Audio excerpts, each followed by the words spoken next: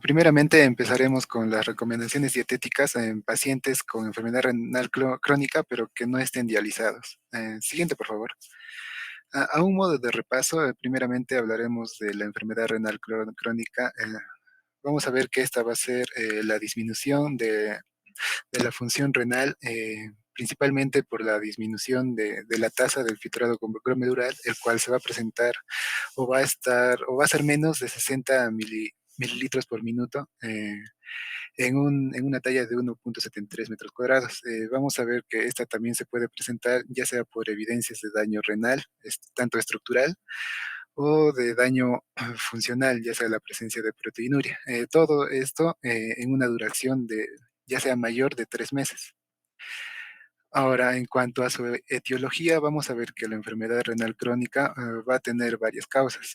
Una principalmente debido a la diabetes mellitus y otras causas debidas a varios tipos, ya sea el tipo vascular, en cual vamos a tener principalmente la hipertensión arterial, las glomerulares, por ejemplo, que vamos a tener una consecuencia de lupus o una glomerulonefritis, la tubular intersticial, la cual va a ser causada por fármacos, y del tipo quística, que pueden ser de enfermedades tipos poliquísticas. Ahora, en cuanto a la nomenclatura o la clasificación de la enfermedad renal crónica actual, vamos a ver que esta va a ser clasificada por la CADIGO en cinco grados, ya sea una de primer grado, el cual va a ser el normal o mayor o alta, el cual va a estar situado en una tasa de filtración glomerular de mayor de 90, una de daño ligero o ligeramente disminuido, el cual va a estar situado entre el 60 a 89. Después el grado 3, el cual se va a dividir a su vez en dos, en una ligeramente, una cual va a estar levemente disminuido, el cual va a estar entre 45 a 59, y un descenso moderado de 30 a 44. Después vamos a tener el grado 4, el cual ya va a estar severamente disminuido, el cual se va a encontrar de 15 a 29, y una ya con fallo renal o insuficiencia renal, el cual va a ser a menor a 15.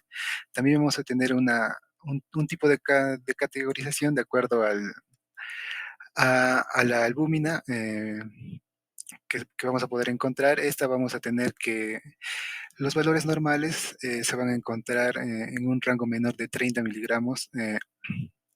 El grado 2 que se va a encontrar de 30 a 300, y un grado 3 que va a ser a mayor de 300 miligramos.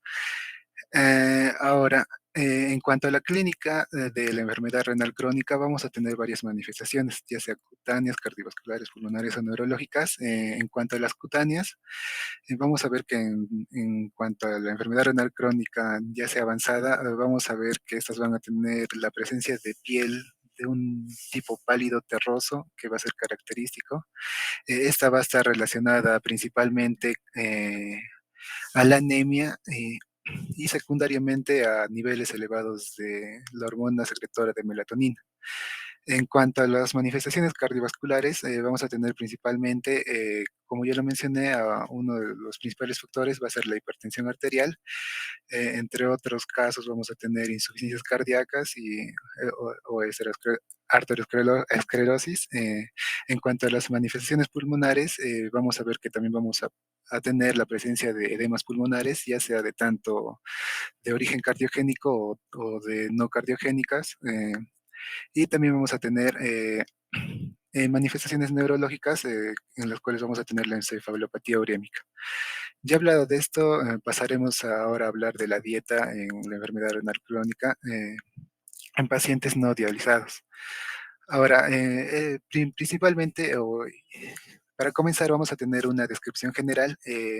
Vamos a ver que la dieta óptima en estos pacientes con enfermedad renal crónica va a variar, ya sea según la tasa de filtración glomerular estimada, al tipo de enfermedad, ya sea que el paciente, o ya sea esta enfermedad proteinúrica o no proteinúrica, y a la presencia de otras comorbilidades, ya sea la presencia de diabetes o hipertensión arterial o alguna insuficiencia cardíaca.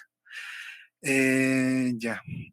Vamos a ver principalmente que la dieta óptima en estos pacientes con enfermedad renal crónica va a ser similar a la dieta que se va a dar a los pacientes con hipertensión arterial o la dieta DASH, ya que esta va a ser baja en sodio y rica en frutas, verduras, legumbres, en pescado y cereales integrales.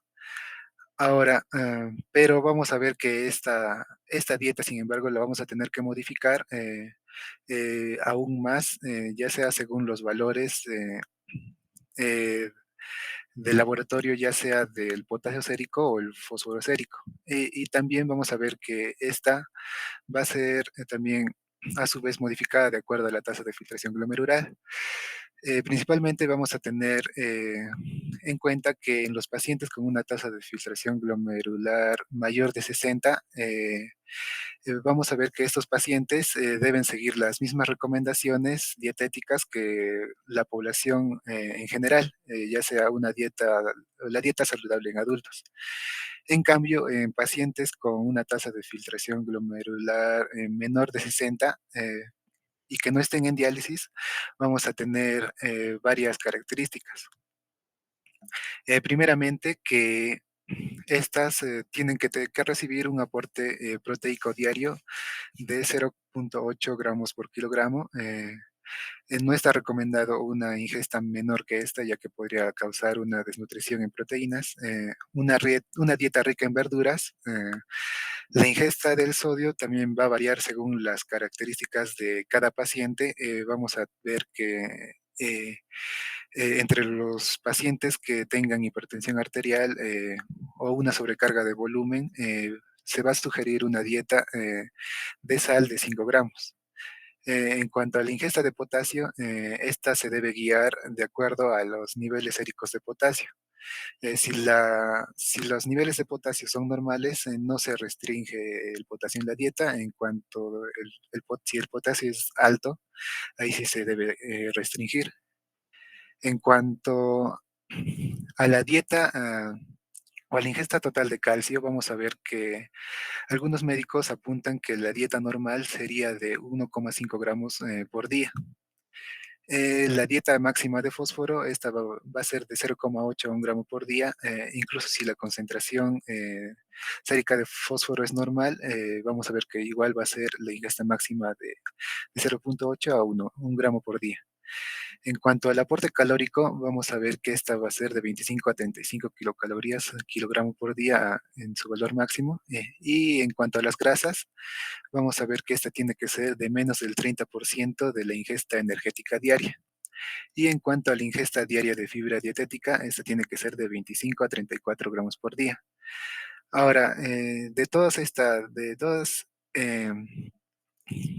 todas esas características que acabo de mencionar, vamos a hablar propiamente de cada una o de cada una simultáneamente. Siguiente, por favor. En cuanto a la ingesta de proteínas, vamos a ver primeramente que estas lo vamos a dividir en pacientes nefróticos y en pacientes no nefróticos. En cuanto a los pacientes no nefróticos, con una tasa de filtración glomerular de menor de 60, vamos a sugerir restringir la dieta o la ingesta diaria de proteínas a 0,8. Se puede reducir también de forma segura a 0,6, pero esta va a tener un mayor de mortalidad a mayor o a largo plazo. Eh, Vamos a ver que esta restricción modesta generalmente se va a tolerar bien y no va a conducir a desnutrición. Y también vamos a poder ver que se va a poder evitar la acidosis metabólica. Eh, en un estudio o en varios estudios vamos a ver que, o principalmente en el estudio MDRD, el Modification of Diet in Renal Disease, se pudo ver que hubieron dos grupos de comparación. En un grupo en el cual se restringió la ingesta de proteínas, o fue la ingesta de bajo consumo, y en un grupo que fue una ingesta normal de proteínas.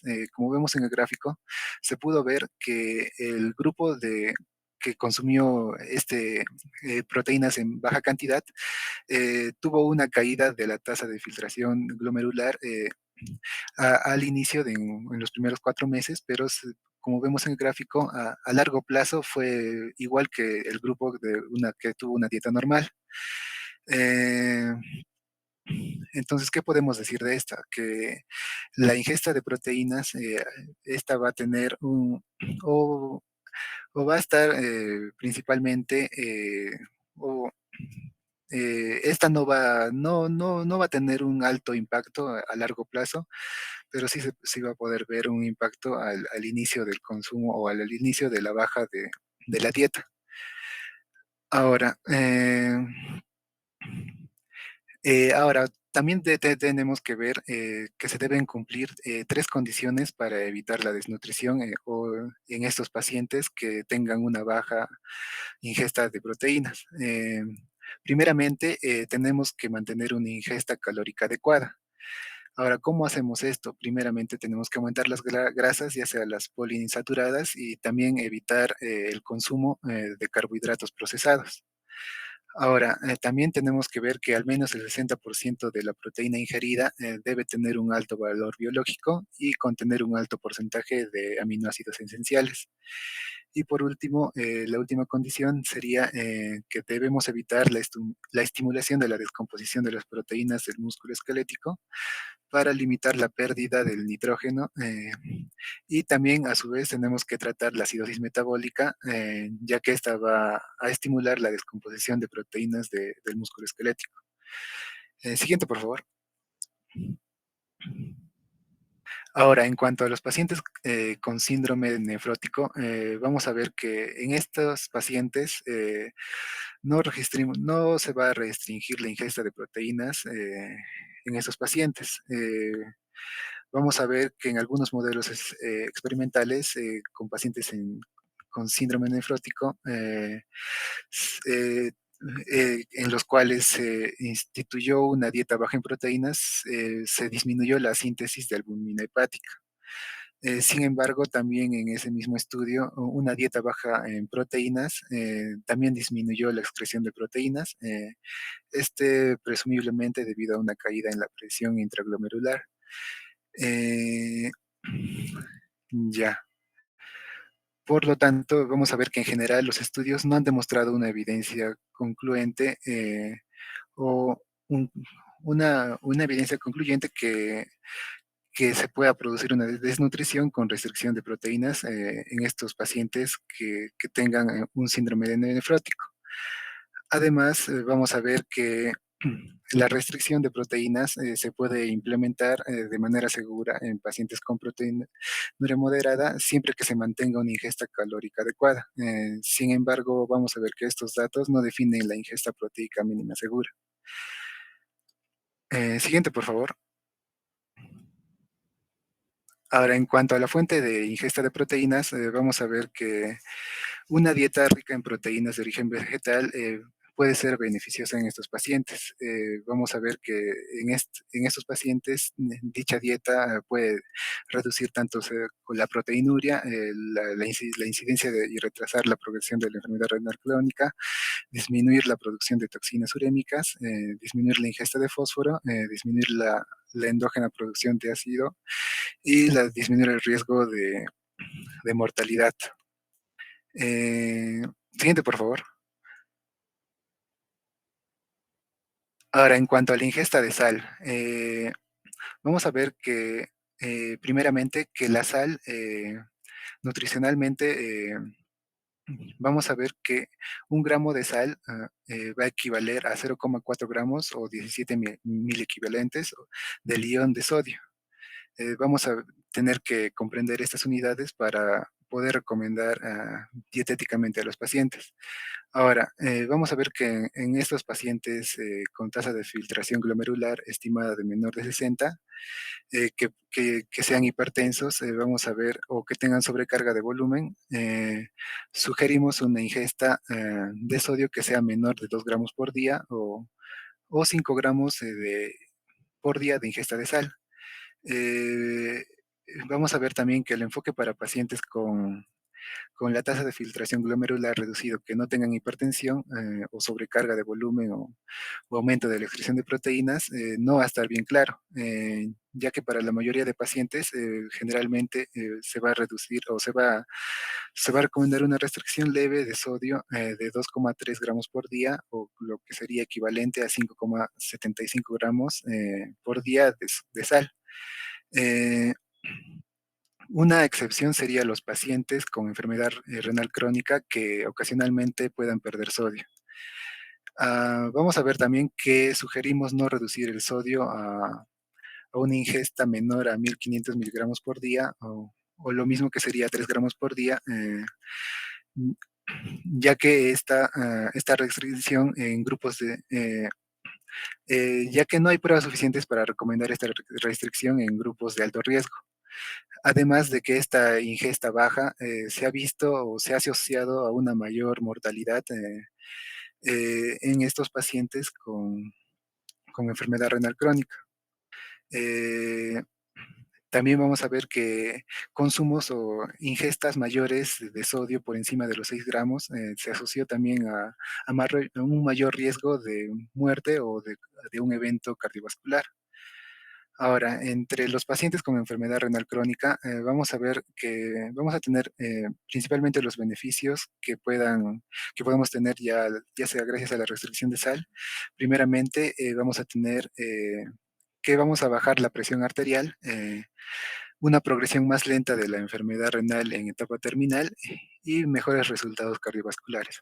Vamos, estos beneficios los va a hablar mi compañera en la siguiente exposición. Gracias. Gracias por la exposición. Solamente una pregunta para redondear lo que has dicho.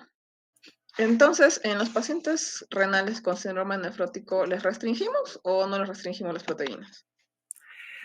Eh, no está bien estudiado actualmente todavía, esto sí se debería restringir, pero ha habido beneficios en la restricción de las proteínas, o sea, con la misma dieta que se les da a los pacientes o que no tengan el síndrome nefrótico. Entonces le damos igual 0,8 gramos, ¿sí? Por kilo Es, aproximadamente. sí, doctora. Siempre teniendo cuidado que no se vayan a desnutrir, ¿no? Porque los pacientes Ah, nefróticos pierden bastante proteína. Ok, está bien. Continuemos.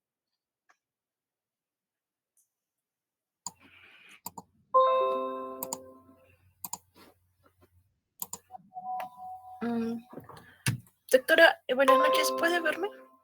Sí, creo que sí. Sí, sí te veo. Veo también tus diapositivas.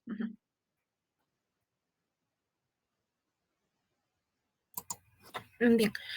Complementando lo que dijo mi compañero con respecto a la ingesta de sal, se ha observado en estudios beneficios sobre una reducción en lo que es la progresión de la enfermedad renal crónica, pero además también en lo que es la hipertensión, ¿no? Los estudios sugieren que una restricción de sal va a reducir un riesgo de hipertensión no solo en la población con enfermedad renal crónica, sino también en la población en general.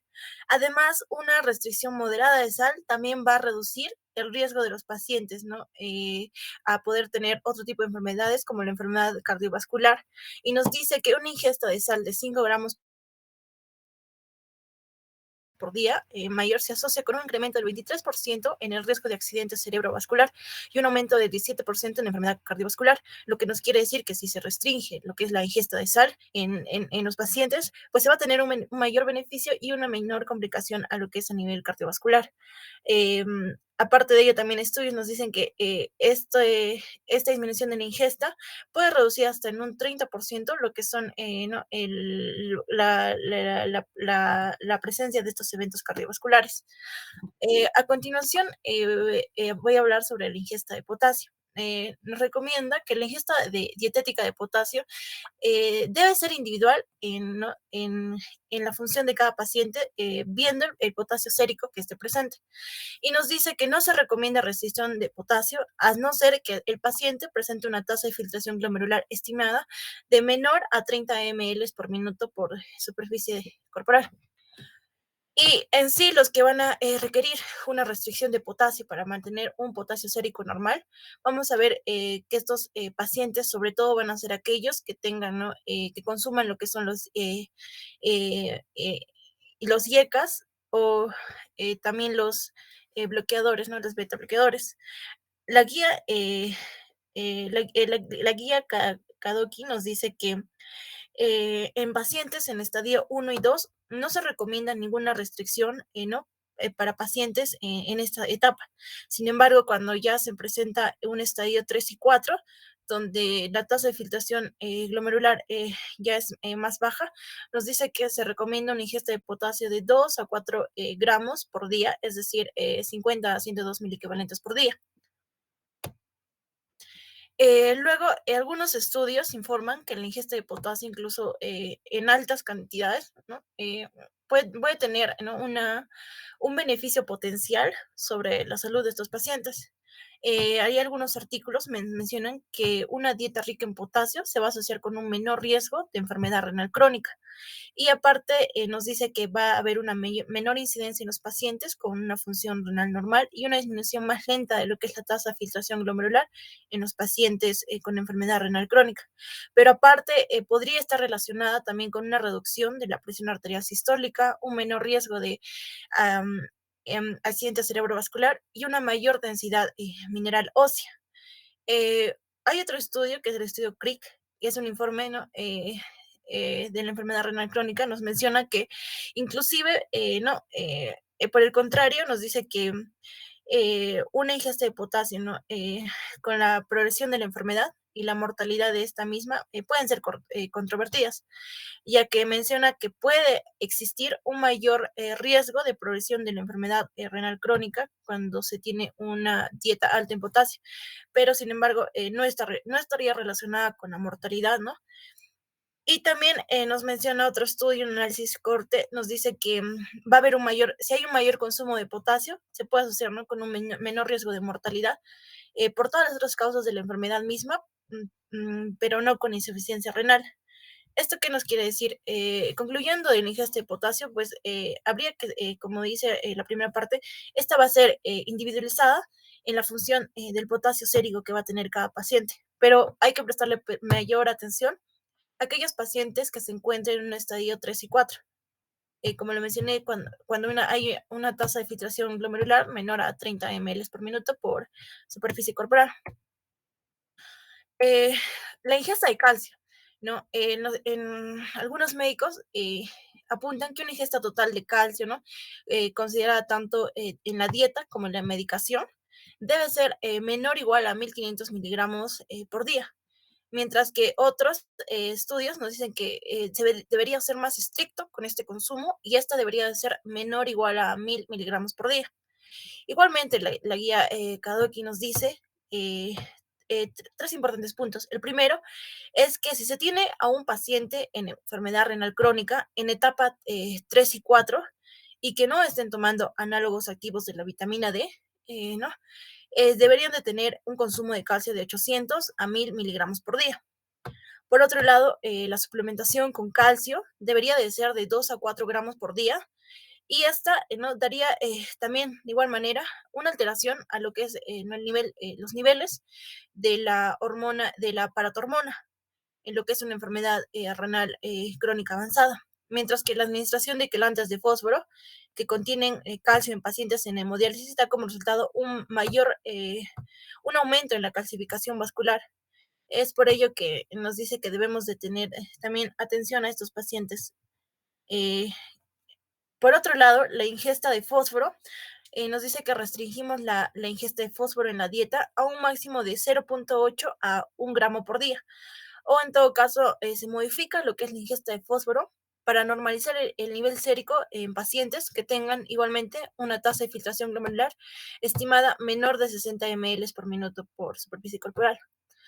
Fuera de ello, la ingesta de fósforo debe de presentar una restricción dietética en aquellos pacientes donde se encuentre significativamente elevada lo que es la concentración del fosfato sérico y en los pacientes ¿no? con enfermedad renal crónica que no se sometan a diálisis.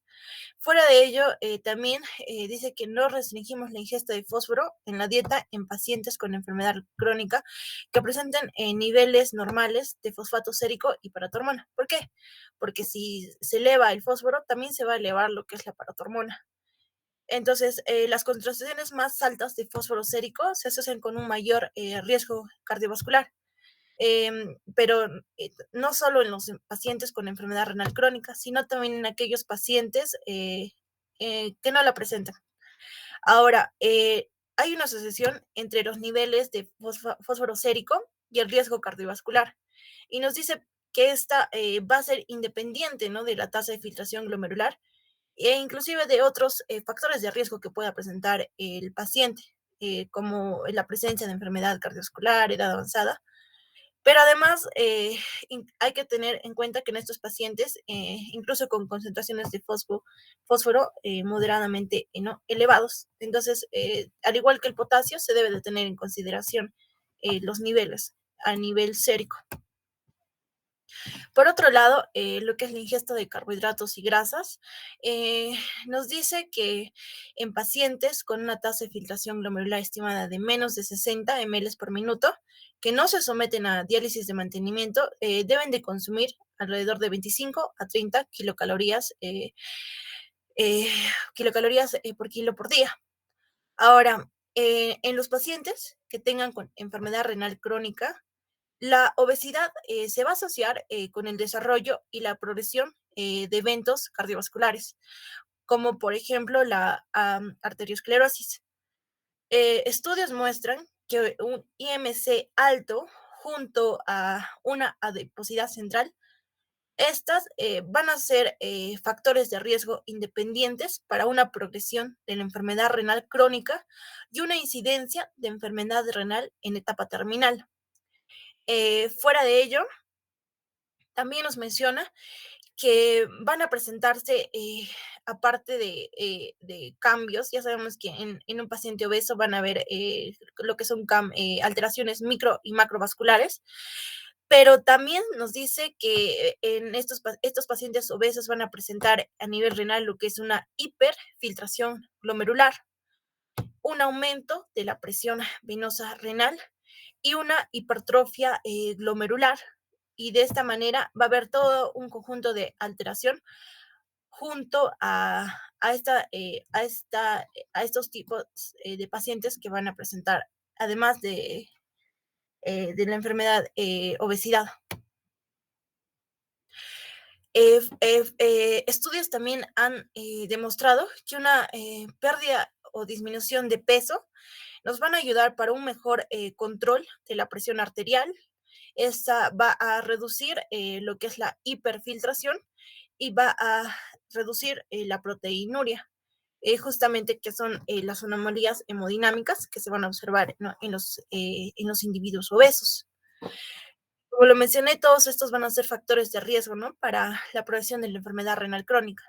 Ahora, la pérdida de peso en pacientes obesos con enfermedad renal crónica puede retrasar, ¿no?, la progresión de la misma enfermedad renal. Es por ello que en pacientes que tengan una tasa de filtración glomerular menor de 60, se sugiere una ingesta calórica de 25 a 30 kilocalorías por kilogramo por día. Y también se debe de restringir, ¿no?, la grasa, ¿no?, a un menos del 30%, ¿no?, de la ingesta diaria de energía, y las grasas saturadas también deben limitarse a menos del 10%, ¿no? Y finalmente lo que es la ingesta de fibra recomendada. Nos mencionan que la ingesta de fibra dietética para estos pacientes debe ser en pacientes con esta enfermedad renal crónica con una tasa de filtración glomerular menor al 60 ml por minuto, debe de ser de 5 a 38 gramos por día, que en general es lo mismo que consume una persona sin la enfermedad. Ahora, la fibra dietética va a ser una forma no digerible de los carbohidratos y lignina. Y las principales fuentes van a ser las nueces, vamos a ver, frutas y verduras, los cereales, lo que son los garbanzos, lo que son, bueno, lo que podemos ver en la imagen. Ahora, también es importante considerar que debido a que el potasio es alto en frutas y verduras, a muchos de los pacientes con enfermedad crónica y diálisis, se les aconseja que no los tomen. Pero esto puede comprometer aún más la ingesta de fibra dietética en la población con enfermedad renal crónica. Sin embargo, estos podrían consumirlas con moderación. Bueno, doctora, eso sería todo con respecto a mi parte. Voy a continuar mi compañera. Muchas gracias. Continuamos.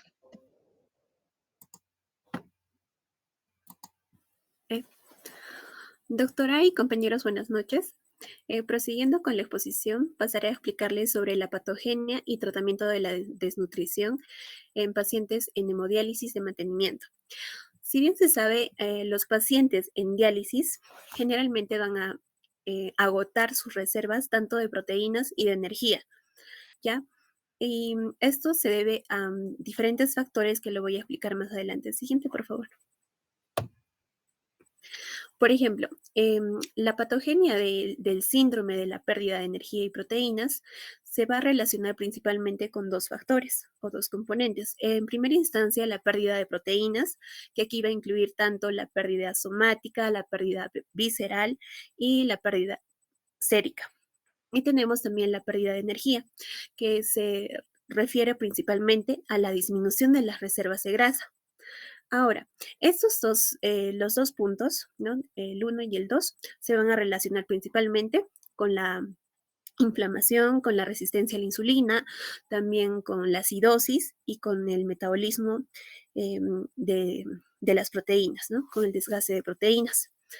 Pero también estos mecanismos, estos factores mencionados van a hacer que exista un desgaste de energía. Y también se va a relacionar con lo que es con un exceso de energía. Entonces, no está del todo claro, según la revisión que hemos realizado. ¿Por qué? Porque en sí son muchos factores los cuales influyen en la pérdida en este síndrome de pérdida de proteína y energía. ¿Ya? El siguiente, por favor. Y entre estos vamos a tener a lo que es la disminución de la ingesta de anorexia. Principalmente esto se debe a la progresión que va a tener la enfermedad renal crónica, ¿no? Con el paso del tiempo, porque vamos a ver una disminución espontánea en la ingesta de proteínas. Entonces, esa disminución espontánea que ocurre, ¿no? Principalmente se debe a que en el cuerpo vamos a acumular lo que son productos de desechos nitrogenados, puede ser un aumento de hormonas entéricas, aumento de adipoquinas, de la leptina o bisfatina, también aumento de las citoquinas inflamatorias. Todos estos términos que mencioné van a estar elevados. Entonces, también, como si bien sabemos, van a influir en el apetito o regulan el apetito, hacen que exista una disminución de la ingesta de los alimentos. Y generalmente, en el caso de la anorexia, por ejemplo, vamos a ver que esto puede empeorar en aquellos pacientes que presentan inclusive depresión o enfermedad renal crónica, como es el caso, ¿no? Y en aquellos pacientes que estén recibiendo un tratamiento de diálisis. Entonces, generalmente vamos a ver que es muy común en aquellos pacientes con hemodiálisis o subdiálisis la presencia de anorexia. Entonces, vemos que sí se relaciona estrechamente. Ahora, en el estado hipercatabólico, en la mayoría de pacientes que presentan, bueno, con enfermedad renal crónica, son hipercatabólicos, pero esto no significa que todos sean hipercatabólicos. ¿Por qué? Porque vamos a ver que la medición, ¿no? La medida, mejor dicho, del gasto energético neto es, es la suma, ¿no? Del gasto en actividad física y cuando un paciente se encuentra en estado sedentario. Entonces, y se va a relacionar también estrechamente con el índice de masa corporal. Y algunos pacientes vemos que solamente están en un estado sedentario, ¿no? En la mayoría de su tiempo. Y no realizan actividad física. Entonces, no podemos mencionar que todos los pacientes son hipercatabólicos, pero sí la gran mayoría. Ahora, con la inflamación y comorbilidades, sí se relaciona en sí, si un paciente presenta lo que es ya sea una enfermedad sistémica aguda, ya sea crónica, ya sea que no haya sido diagnosticado. ¿Por qué? Porque esto hace que influya en lo que es su estado nutricional. Entonces, también va a afectar como otras enfermedades, como la enfermedad pulmonar crónica, puede afectar como la insuficiencia cardíaca congestiva, algunas neoplasias malignas, que se van a relacionar muy estrechamente con el síndrome de pérdida de energía. Ahora, siguiente, por favor.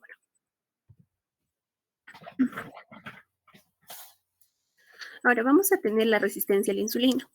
Según los estudios revisados, van a sugerir que la resistencia a la insulina puede contribuir estrechamente con la descomposición de las proteínas musculares en los pacientes, ¿no?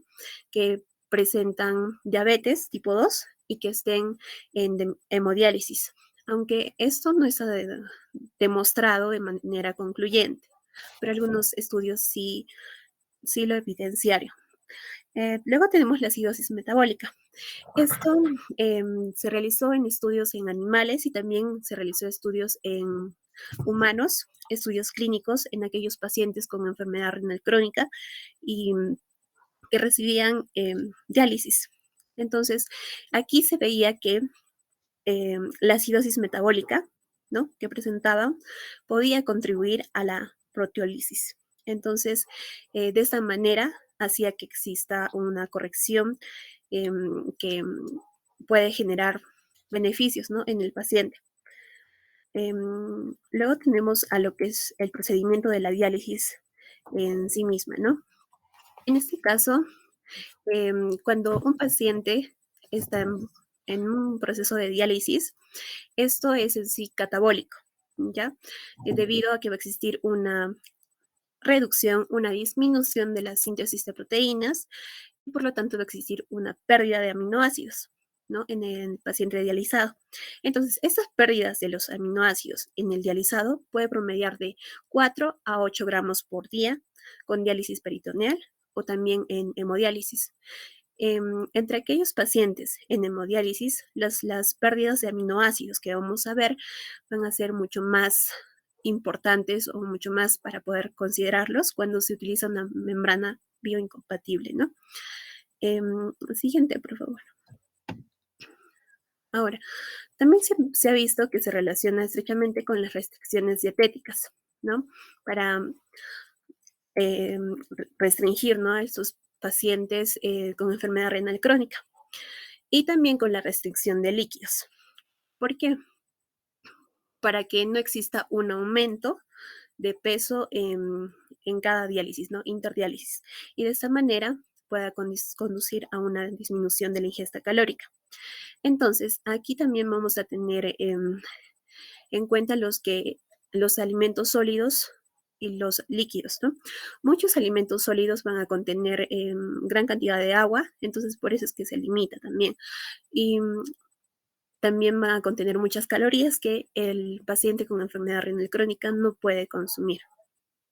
Ahora, entre los medicamentos, como los quelantes de fosfato, también pueden afectar a lo que es la absorción de nutrientes. Ahora, pasemos a las recomendaciones dietéticas para prevenir el desperdicio de proteína y energía en pacientes con enfermedad renal crónica, hemodiálisis. Bueno, según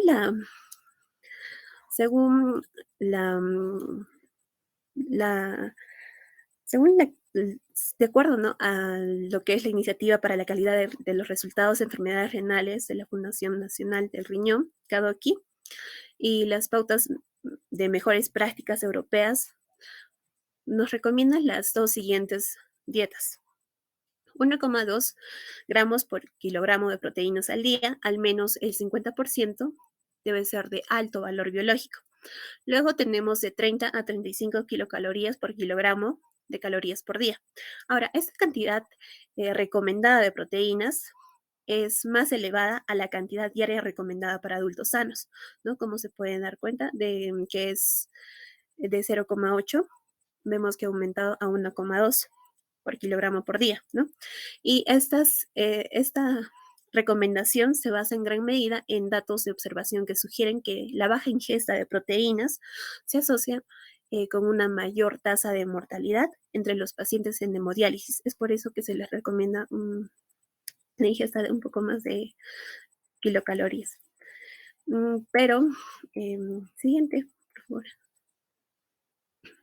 Ahora, pero existe lo que es una gestión para el tratamiento, ¿no? Del síndrome de la pérdida de peso y energía, que por sus siglas se conoce como PPU, ¿no? En primera instancia, lo que nos recomienda es, aquí es una disminución de la ingesta de proteínas, ¿ya? Y esto lo vamos a ver, por ejemplo, al momento de revisar la historia clínica, ¿no? El historial dietético principalmente, también al momento de observar si existe nitrógeno proteico, ya que recordemos que este nitrógeno proteico es un marcador de la ingesta de proteínas entre los pacientes en diálisis, ¿ya? Y también vamos a ver lo que es la disminución de la albúmina sérica, o principalmente esos tres. Ahora, ¿qué se hace en esos pacientes? Primero vamos a tenerlos que evaluar acuciosamente en busca de, para poder buscar lo que son algunas patologías, ¿no? Que estén relacionadas a lo que es el desgaste proteico energético, como por ejemplo la anorexia, también aquí se incluye. Ahora, principalmente vamos a evaluar y tratar las condiciones comórbidas en todos los pacientes, ¿no? Vamos a revisar sus antecedentes en relación a la disminución de la ingesta de proteínas, en relación a una disminución progresiva del índice de masa corporal, de la albúmina y también la presencia o aparición de nitrógeno proteico, del nitrógeno proteico, que estos factores se deben de evaluar más cuidadosamente. Ahora, durante la anamnesis y durante la exploración física, también vamos a poder evaluar, ¿no?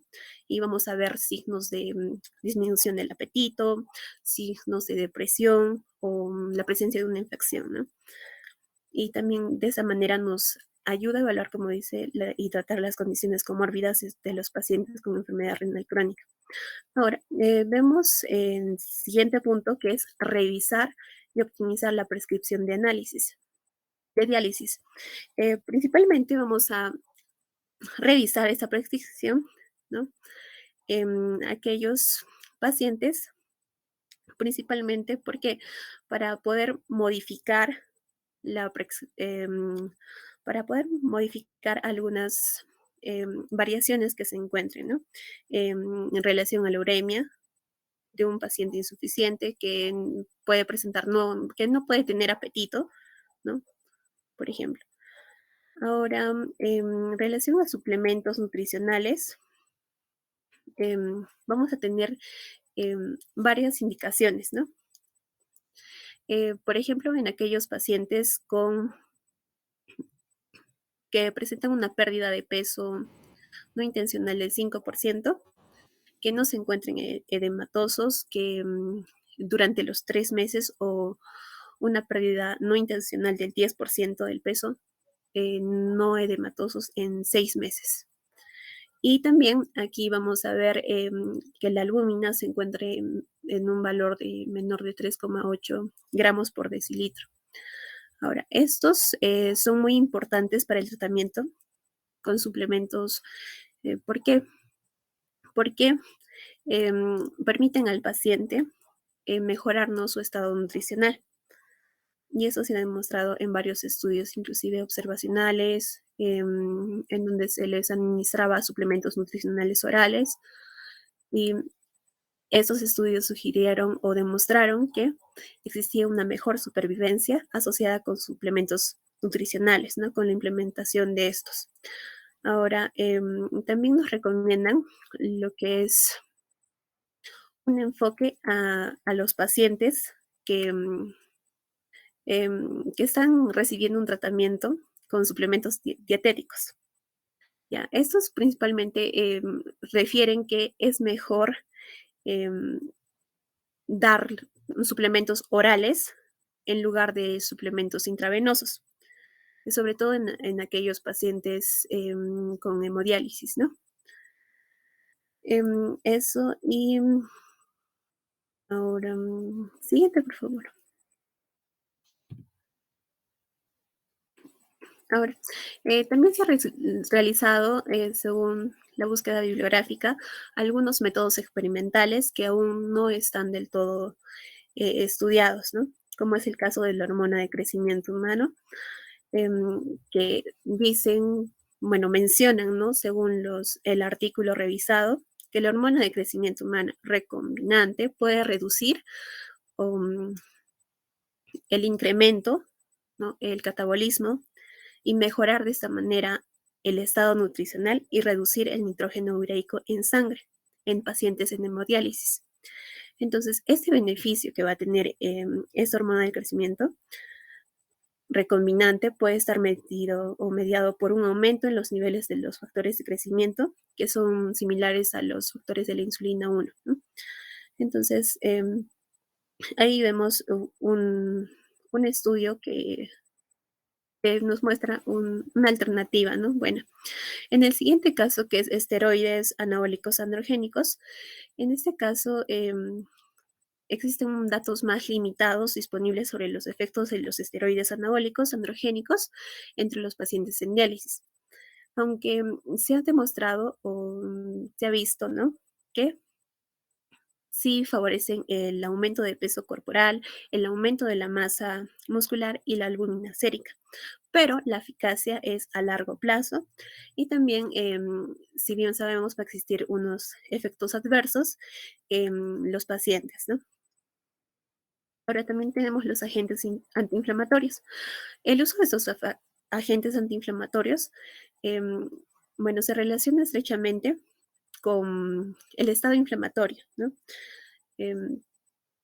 Con la aterogénesis se va a relacionar estrechamente, que va a presentar el paciente, y también con el desgaste de proteínas y energía, y con la anemia también, que es otro factor. Ahora, el zinc, en pacientes con diálisis, a menudo vamos a ver que tienen una disminución de la agudeza del gusto. Entonces, lo que se relaciona muy estrechamente con lo que es la deficiencia del zinc. Pero al momento de incluir como suplementos no nutricionales, no se ha establecido un papel de deficiencia exacto que existe en un paciente, ¿no? Con enfermedad renal crónica, una deficiencia de zinc. Siguiente, por favor.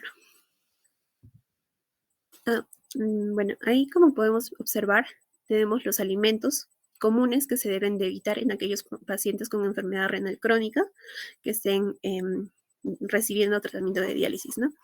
Vemos la clasificación de lácteos, de proteínas, de carbohidratos, de grasas y también de bebidas.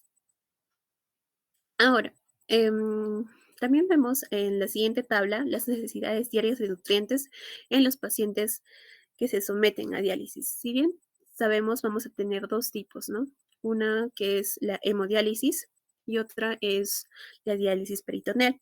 Ahora, en el caso de la hemodiálisis, la ingesta de proteína es de 1,2 a 1,3, como les había mencionado al inicio, y que es más elevada que en el paciente sano, ¿no? Y la energía va a variar de acuerdo a la edad. En menores de 60 años, 35, y en mayores de 60 años, de 30 a 35. Ahora, el consumo de potasio va a ser de 2 a 3, el consumo de sodio de 2 a 3 gramos, el consumo de fósforo de 800 a 1000 miligramos, o de 10 a 12 miligramos de proteína. Ahora, de líquidos, un gasto de 100 mililitros, ¿no? Principalmente. Bueno, eso sería todo con mi exposición. Le doy pase a mi compañera. Muchas gracias por la exposición. Continuamos. Sí, bien. Ahora hablaremos del estado nutricional en pacientes en diálisis peritoneal y, por último, el manejo nutricional de enfermedad renal crónica en niños. Dale siguiente diapositiva. Bien, en cuanto a la epidemiología de la diálisis peritoneal, en el Perú, la frecuencia de pacientes en terapia de reemplazo renal es de 415 pacientes por millón de población. De esta población que recibe terapia de reemplazo renal, el 88% está en hemodiálisis y el 12% en diálisis peritoneal. Ambas terapias están relacionadas con una buena sobrevida, pero la diálisis peritoneal tiene una mejor calidad de vida al inicio de las terapias, ¿no?, de reemplazo renal. Eso también ajustando las variables clínicas y las variables socioeconómicas. No encuentro estudios sobre desnutrición en diálisis peritoneal en Perú, pero en los Estados Unidos, un 40 o un 66% de los que reciben diálisis peritoneal están desnutridos y un 75% de los que inician la diálisis peritoneal están desnutridos. Siguiente diapositiva. Ahora, en cuanto al diagnóstico, van a existir 4 criterios diagnósticos de desnutrición de acuerdo a la Sociedad Internacional de Nutrición y Metabolismo Renal. Estos criterios diagnósticos se van a basar en la pérdida de energía o de proteínas o los efectos que van a producir ambas, ¿no? Y son 4. El primero son los parámetros bioquímicos. Por ejemplo, son una albúmina sérica menor a 3,8 gramos por decilitro, una prealbúmina sérica menor a 30 miligramos por cada 100 mililitros y colesterol sérico menor a 100 miligramos por cada 100 mililitros. En cuanto a la masa corporal, es un índice de masa corporal menor a 23, una pérdida de peso involuntaria de mayor a 5% en los 3 últimos meses o mayor a 10% en 6 meses. O una grasa corporal total de menor a 10%. En cuanto a la masa muscular, que es el tercer criterio diagnóstico, es parecida al de la masa corporal, ¿no? Se presenta, bueno, se puede tomar como un criterio cuando hay una reducción de masa muscular mayor a 5% en los 3 últimos meses o mayor al 10% en los 6 últimos meses. Y también cuando hay circunferencia muscular reducida en la mitad del brazo y también con la creatinina sérica baja. El cuarto criterio diagnóstico, la ingesta dietética, en donde tendríamos que evaluar para tomarlo como criterio cuando hay una ingestión de proteínas involuntariamente baja, ¿no? Hablamos que es, o decimos que es baja cuando es menor a 0,8 kilogramos, menor a 0,8 gramos por kilogramo de peso por día durante al menos 2 meses. O también cuando hay una ingesta de energía baja, ¿no?, que es menor a 25 kilocalorías por kilogramo de peso por día durante al menos 2 meses. Sin embargo, es importante resaltar que solo los parámetros bioquímicos, es decir, los que mencioné al principio, no son específicos para diagnosticar desnutrición, porque hay pacientes que pueden tener la albúmina baja y no tener otra evidencia de desnutrición. Es porque esta disminución de albúmina puede deberse a cuadros inflamatorios y por lo tanto no todos los individuos con parámetros bioquímicos alterados están verdaderamente desnutridos. Siguiente. Ahora, acerca de la etiología de la desnutrición en la diálisis peritoneal, aborda a 7 factores. El primero es una diálisis inadecuada, ¿no? Que al igual que en los pacientes que no van a recibir diálisis, la mala eliminación de los solutos o una mala depuración puede influir en el apetito, disminuyéndolo. Esta diálisis inadecuada puede deberse a una mala prescripción inicial o bien si es que no se ha incrementado la dosis de diálisis paralelo al progreso de la enfermedad o porque la tasa de eliminación de solutos a través de la membrana peritoneal ha cambiado. Una segunda causa podría ser una pérdida de proteínas en el dializado peritoneal. Las pérdidas de proteínas van a contribuir a la desnutrición, aún más en aquellos pacientes que tienen una tasa, que tienen una tasa de pérdida de 8 gramos por día.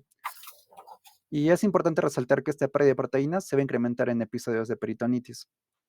Ahora, el dializante en el abdomen también puede conllevar a una sensación de saciedad, ¿no? Por lo tanto, el paciente no va a sentir hambre y se va a reducir su apetito. En un principio se pensaba que era por el aumento de la presión intragástrica, pero luego se determinó que es independientemente de esta mediante estudios. Ahora, una cuarta causa es el vaciado gástrico lento. Si el estómago está distendido, va a ser lógico que el paciente no tenga hambre. Por lo tanto, va a tener un apetito disminuido. Y bueno, esto va a ser más común en pacientes diabéticos. Siguiente. Ya bien, una quinta causa es la anorexia por hiperglucemia, ya que una hiperglucemia inducida por absorción de glucosa del dializado puede suprimir el apetito. Esto más que todo se va a observar en intercambios hipertónicos. Una sexta causa es la absorción continua de glucosa desde el peritoneo.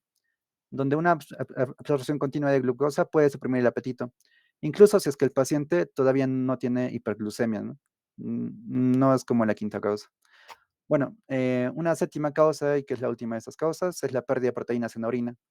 Una excesiva pérdida de proteínas por la orina, como la albúmina, puede conllevar a tener una albúmina sérica baja, ¿no? Es decir, si lo estamos perdiendo por la orina, es lógico que haya baja albúmina en el suero. Pero sin embargo, como ya había mencionado antes, no es un marcador preciso, la albúmina. Siguiente. Ahora, en cuanto a la prevención, es importante prevenir la desnutrición en pacientes con enfermedad renal crónica. Esto porque aquellos pacientes que están desnutridos, como ya lo había mencionado a mis compañeros, tienen una mayor mortalidad. Por ejemplo, si ustedes ven el gráfico, en el extremo derecho de las líneas, podemos ver pacientes tanto en diálisis peritoneal como con hemodiálisis, y que van a tener una albúmina sérica mayor a 4 gramos por decilitro. Y estos van a tener un riesgo relativo de mortalidad igual a 1. Sin embargo, en el otro extremo, donde los pacientes tienen menos de 2,5 gramos por decilitro de albúmina, su riesgo relativo se ha duplicado, ¿no? Ya es 2. Entonces, ¿qué cantidad de proteínas es la óptima para administrar a estos pacientes en diálisis peritoneal? Pues se desconoce la cifra exacta. Sin embargo, la Guía Europea de Mejores Prácticas elaboradas por la CADIGO menciona que se debe administrar entre 1,2 a 1,3 gramos de proteína por kilogramo de peso por día. Pero por otro lado, hay pacientes que ingieren de 0,9 a 1 gramo gramos de proteína por kilogramo de peso por día sin signos de desnutrición. Es por ello que, por estas diferencias, que se debe evaluar trimestralmente a estos pacientes para cambiar su dieta en base a lo que observemos. Y se puede disminuir la ingesta de proteínas si es que en estas visitas posteriores hay concentraciones elevadas de potasio, fosfato o nitrógeno ureico. Solo en esos casos debemos de disminuir. Y también se puede disminuir la ingesta de proteínas si es que no se observa desnutrición. Siguiente. Ahora, en cuanto a la supervisión de los pacientes que están en diálisis peritoneal y están desnutridos, debemos de hacer un control mensual del peso, de la albúmina sérica, del nitrógeno ureico en sangre y de la creatinina sérica. El objetivo es que nuestra albúmina plasmática esté en 4 gramos por decilitro o 40 gramos por litro, como ya habíamos observado en el gráfico. Sin embargo, los pacientes que reciben diálisis peritoneal no tienen un nivel de albúmina plasmática normal. Incluso en comparación de quienes reciben hemodiálisis, es de 0,2 a 0,3 gramos por decilitro menor, ¿no? Por ello, en lugar de solo enfocarnos en la albúmina, también debemos ver el nitrógeno ureico en sangre y la creatinina, que nos van a sugerir desnutrición cuando en los controles mensuales se vaya a ver un patrón decreciente. Otros métodos son calcular la tendencia de la masa corporal magra, el registro de ingesta de proteínas y la tasa catabólica, pero no son muy efectivos. Incluso acerca de la masa corporal magra, esta ya no se usa porque también para medir la masa corporal magra necesitamos medir el agua corporal total. Esto es un tanto difícil, lo que va a conferir inexactitud y por lo tanto nos va a dar errores. Pero sí lo podemos utilizar como un parámetro para monitorizar un empeoramiento del estado nutricional. Y como se mencionó en un principio, se debe descartar estados inflamatorios crónicos porque la albúmina sérica baja se puede deber a este estado inflamatorio en lugar de deberse a la desnutrición. En estos pacientes, además de una albúmina sérica baja, se va a presentar niveles elevados de ferritina y aumento de marcadores de inflamación, ¿no? Como el PCR, y también un aumento en la tasa de sedimentación. Siguiente. Ahora, el tratamiento, desde el punto de vista nutricional, se va a basar en 4 alternativas. Primero, en aumentar la dosis de diálisis, que se puede aplicar en pacientes que no tienen comorbilidades o tampoco tienen signos de inflamación crónica, ni evidencia de transporte rápido, y que además estén cumpliendo su prescripción de diálisis actual. Este aumento de dosis puede ser tanto por volumen o por número de intercambios por día. Ahora, la segunda alternativa de tratamiento es el régimen que aumente el apetito. Por ejemplo, se podría cambiar el dializado que contiene glucosa o dextrosa por uno que contenga aminoácidos en un intercambio por día. Pero esto es controversial, ya que hay estudios que indican que podría llevar a una mayor mortalidad. Ahora, también otra alternativa son los suplementos dietéticos. Esto en pacientes con desnutrición persistente, que a pesar de estar recibiendo una diálisis adecuada, presentan todavía algún signo de desnutrición. Estos suplementos podrían ser orales como intravenosos. Ahora, la cuarta alternativa es, ya en caso de que no funcione ninguna de las terapias anteriores, podríamos referir al paciente a un centro de hemodiálisis, siempre y cuando no sea factible aumentar o cambiar la dosis de diálisis y el paciente además tenga una desnutrición grave. Siguiente. Ahora, ya para terminar, el manejo nutricional de la enfermedad renal crónica en niños. Es importante mencionar que el apetito y la ingesta disminuyen con la progresión de la enfermedad renal crónica en niños. En otras palabras, la falta de apetito, la disminución de absorción intestinal y la acidosis metabólica, esta última que es frecuente en la enfermedad renal crónica, van a conllevar un estado de desnutrición, lo cual va a afectar al desarrollo normal del niño en distintas esferas. Ahora, esta pérdida de peso suele ocurrir cuando la tasa de filtración glomerular va a disminuir a menos de 35 mililitros por minuto por 1,73 metros cuadrados. Cuando disminuye esta tasa de filtración glomerular, va a haber un mayor riesgo de insuficiencia renal, la cual antes se conocía como enfermedad renal en etapa terminal. Siguiente. Bien, esta es la última diapositiva. Los requerimientos de energía deben ir de la mano con lo que se requiere para su edad cronológica, ¿no? En cuanto a los requerimientos de proteínas, van a depender de su estadio. Si están en etapa 3, bueno, la ingesta de proteínas va a tener que ser entre un 100% a un 140% de la ingesta dietética de referencia para su edad. En caso estén en una etapa 4 o 5 de la enfermedad renal crónica, esta ingesta va a estar entre un 100 a un 120% y va a tener que ser mayor en pacientes con diálisis peritoneal. Ahora, acerca de las vitaminas y minerales, los niños van a tener que recibir el 100% de los valores diarios recomendados para la tiamina, para la riboflavina, para la piridoxina, para la cianocobalamina y para las vitaminas C, E, K, A, y en cuanto a los minerales, en cobre y en zinc, ¿no? Que como ya había mencionado antes en algunas de las exposiciones anteriores, era necesario para evitar la pérdida de masa muscular. Ahora, acerca de la vitamina D, es, bueno, su deficiencia es común en niños con enfermedad renal crónica, por lo que su administración va a depender de la gravedad de la función renal. Y eso sería todo por la exposición. Gracias. Gracias por la exposición. Si tienen alguna pregunta para sus compañeros o algún aporte de lo que ustedes hayan revisado.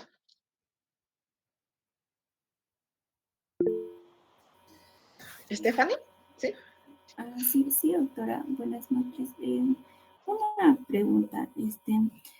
¿Cuáles son los criterios de diagnóstico del desgaste proteico que se debe de considerar para un paciente con insuficiencia renal crónica?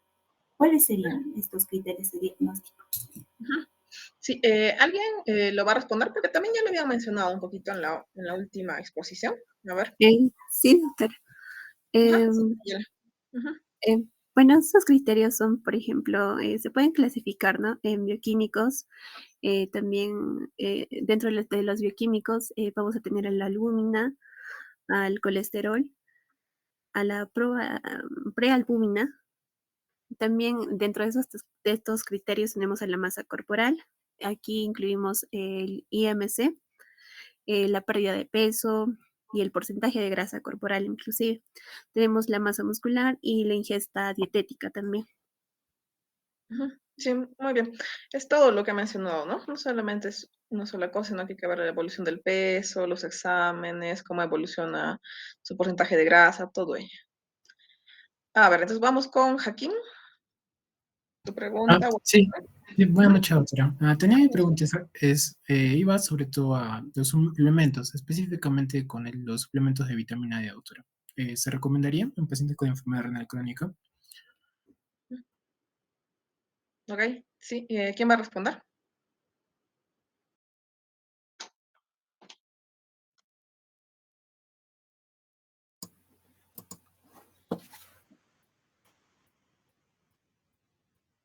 ¿Alguno de los cuatro va a responder sobre los suplementos?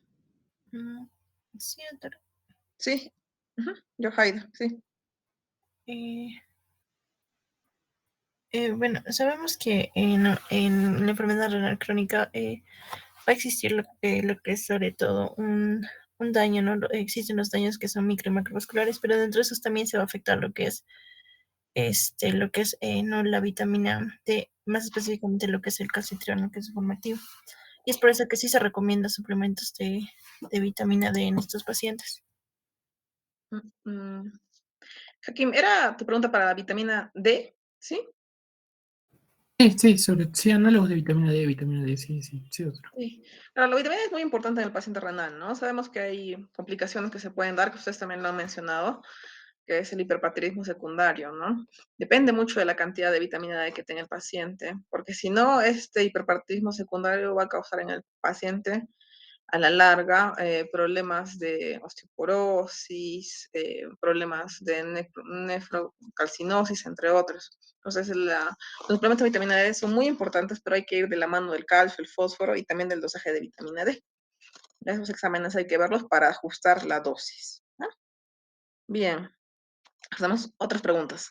Calisaya. Sí, sí, doctora. Disculpe, yo quería saber cómo es que influye en el ejercicio físico un paciente con enfermedad renal crónica. ¿Sí? ¿Cuál de los cuatro va a responder? Yo.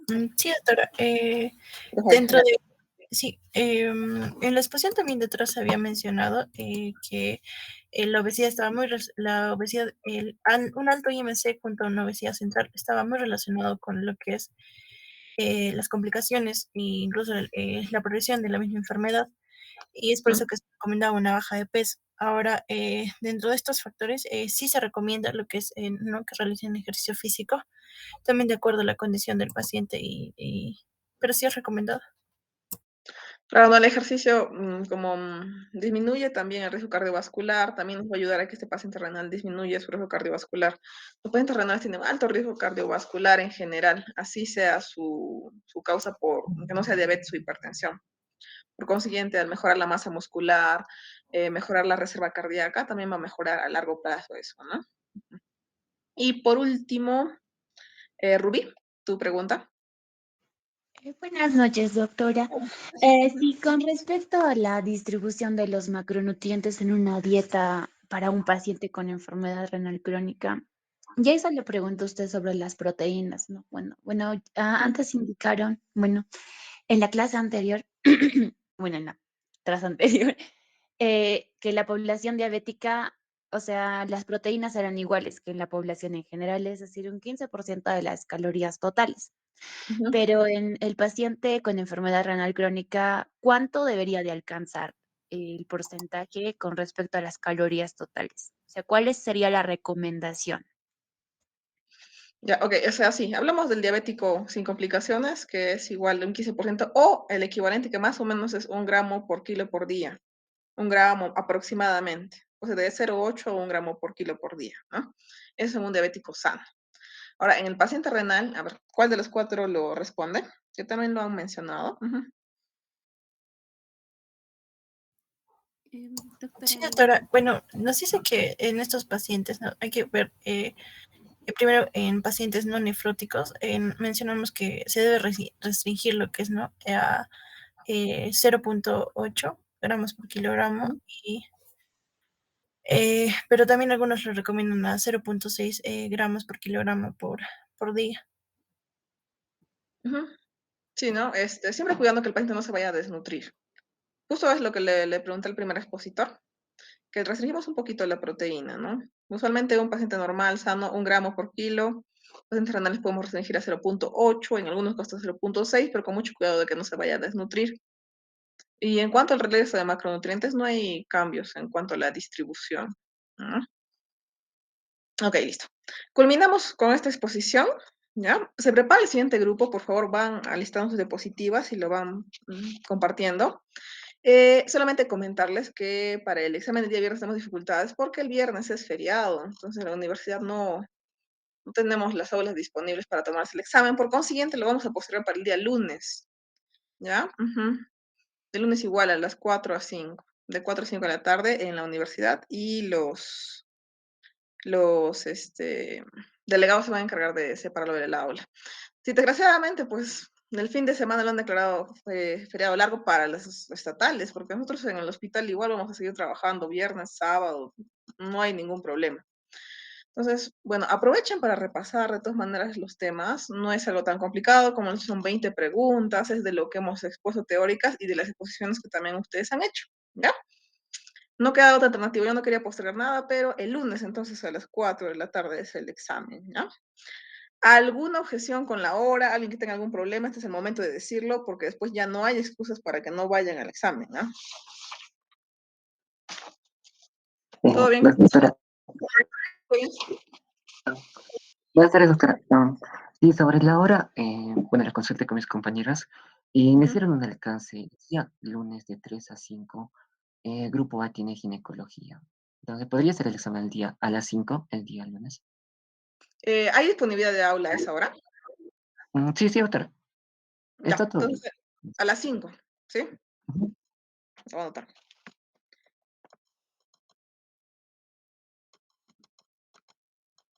Entonces, el lunes a las 5, ¿sí? ¿Alguna objeción, algo más? Como te digo, ya no vamos a postergar más, porque aunque sea, si no es en la universidad, darán todos en el hospital, algo haremos, pero el lunes es el examen, ¿sí? ¿Algo más? ¿Alguna otra cosa? Creo que no. Creo que no, ¿no? Y algunos creo que están un poco tristes por la postergación, pero es que no nos queda de otra, chicos, o sea, no hay manera. Desgraciadamente lo han declarado feriado, ¿no? Ujú. Bien, comencemos con la siguiente De acuerdo, exposición. doctor. Ujú. Ya, listo, ok.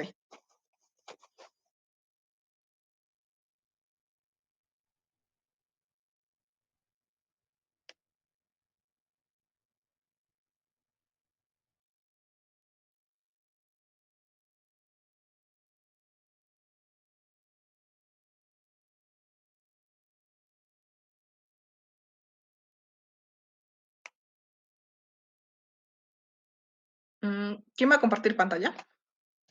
Sí, doctora. Mm. Muy bien, comencemos. Bien, mm, bien, doctora, buenas noches, compañeros, buenas noches. Continuando con las exposiciones. El tema de hoy de nuestro grupo es nutrición en el paciente oncológico. Nosotros estamos conformados por Jiménez Cáceres Alexander, Llanos Mamani Jenny Esther, Mamani Ucharico Stephanie y Maquera Encinas Esmeralda Wendy, ¿no? Bien, algo de definición de cáncer y estadísticas. Bueno, el cáncer es llamado ya hace mucho tiempo como el término de cangrejo, ¿no? Haciendo alusión a la manera insidiosa en que se propaga la enfermedad. Y esta también, en general, nos dice que hay más de 100 tipos de enfermedades neoplásicas malignas, ¿no? Tal es el caso, tenemos los tumores benignos, tumores malignos, los sarcomas, los carcinomas. En los tumores malignos, estos vienen a ser localizados, pero si es que se localizan en un órgano vital, vienen a ser muy peligrosos. En los tumores malignos, estas se dan en el tejido circundante eh, y que pueden irse a partes distantes del cuerpo. Y los sarcomas, estos se originan en los tejidos conjuntivos, como en el músculo y hueso, y hay más tendencia a personas jóvenes. Y en los carcinomas se ven en los pulmones, en las mamas, en la próstata y en el colon, y también más se da en personas, en adultos mayores, ¿no? Bien, con respecto a la incidencia y la mortalidad, nos dice que en Estados Unidos, eh, por el año 2010 más o menos, en, en una población de 600.000 personas con cáncer fallecidas, el 30% fue por tabaquismo y el 33% por inactividad física y la mala nutrición. También nos mencionan que fue la segunda causa de muerte después de las enfermedades cardíacas. Y los más frecuentes vienen a ser los tres cánceres más comunes en los varones, como cáncer de próstata, cáncer de pulmón, bronquios y el cáncer colorectal. Y en las mujeres, el cáncer de mama, cáncer de pulmón, cáncer de bronquios y también cáncer de colorectal. También nos menciona que, bueno, aquí también se considera que hay pacientes que están curados, que se encuentran vivos y que, o sea, los pacientes que están curados del cáncer son aquellos que no han tenido reincidencia de un cáncer en 5 años después de su diagnóstico. Bueno, a eso le dicen como la tasa de supervivencia en 5 años, ¿no? Y, bueno, bueno, ahora con respecto a la dieta y desarrollo del cáncer, nos menciona que con respecto a la dieta, el 35% viene a estar asociado a el 35% del consumo inadecuado de la dieta asociado al cáncer y también el 80% relacionado con el cáncer de mama, colon y próstata, ¿no? Con respecto a la prevención y tratamiento, nos dice que para prevenir el cáncer, tiene que haber la comprensión de los fenotipos y genotipos de los alimentos y también identificar los componentes alimenticios bioactivos. Ahora, la Sociedad Estadounidense del Cáncer nos da algunas recomendaciones para reducir el riesgo de cáncer, como para la acción comunitaria, aumentar el acceso de alimentos sanos en escuelas, sitios de trabajos y comunidades. También proporcionar ambientes seguros, divertidos y accesibles para la actividad física en las escuelas y para el transporte y para el esparcimiento, ¿no? Y también para las elecciones individuales nos recomiendan mantener un peso saludable a lo largo de la vida, adoptar un estilo de vida físicamente activo, consumir una dieta sana con énfasis en las fuentes alimenticias vegetales. Si se elige beber alcohol y limitar su consumo de alcohol. Y también, juntamente con esto, se ejemplifica con el nuevo plato estadounidense, en donde nos dice que los 2/3 del plato debe estar de verduras, frutas, granos integrales y frijoles, ¿no? Y el tercio restante de proteínas de origen animal. Bueno, doy paso a mi compañera para la siguiente parte. Gracias. Gracias. ¿Quién continúa? Doctora y compañeros, muy buenas noches. Continuando con la exposición, ahora voy a hablar sobre aquellos hábitos dietéticos que están relacionados con el cáncer. Entre las principales condiciones o hábitos, ¿no?, que están relacionados con el cáncer, vamos a tener a lo que es el sobrepeso u obesidad, ¿no?, que está relacionado con mayor riesgo de desarrollar cáncer de mama, de colon, de endometrio, de esófago, de riñón. También el consumo exagerado de carnes rojas o procesadas, que está relacionado con mayor riesgo de cáncer de colon y de próstata. También tenemos, ¿no?, el consumo de alcohol, que está relacionado con riesgo de cáncer de mama, de endometrio, de laringe, de hígado, de boca, de faringe, y también, ¿no?, alimentos conservados en sal, que están relacionados con el mayor riesgo de cáncer de próstata, de faringe, perdón, y de estómago. Siguiente diapositiva. Bien, ahora existen, ¿no?, numerosos factores que pueden obstaculizar la certeza en la investigación nutrimental. Estos factores vienen a ser los resultados inconsistentes de estudios pequeños o diseños variados, también nutrientes o alimentos que se estudian de manera aislada, con lo que se va a simplificar en exceso el proceso nutritivo, también intervenciones demasiado pequeñas o breves, como para producir un efecto, ¿no?, que asuman que ciertos individuos son iguales en cuanto a características específicas, cuando en realidad no lo son. Por ejemplo, en investigaciones no se ha demostrado que existen diferencias genéticas en las enzimas que catalizan la formación de carcinógenos. Siguiente diapositiva, por favor. Bien. Casi todas las pruebas que relacionan a la obesidad con el riesgo de cáncer vienen, ¿no?, de grandes estudios de cohortes. Sin embargo, los datos de los estudios de observación no establecen de forma definitiva que la obesidad causa cáncer. Esto es porque las personas con obesidad o sobrepeso quizás se diferencian, ¿no?, de las personas sin estas afecciones en cuanto a otras características, además de la grasa corporal. Además, es posible que estas otras diferencias, en vez de la grasa corporal, expliquen el aumento del riesgo de cáncer. Sin embargo, un grupo de trabajo de la Agencia Internacional para la Investigación del Cáncer llegó a la conclusión de que hay pruebas uniformes de que una mayor cantidad de grasa corporal se relaciona con un aumento del riesgo de varios tipos de cáncer.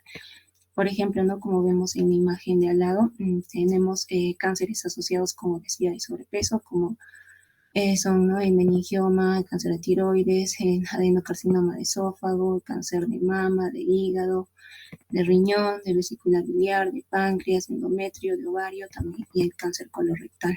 Siguiente diapositiva.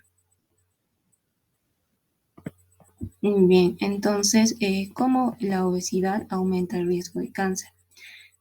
Las personas con obesidad a menudo tienen un aumento, ¿no?, en las concentraciones de insulina y del factor de crecimiento similar a la insulina 1.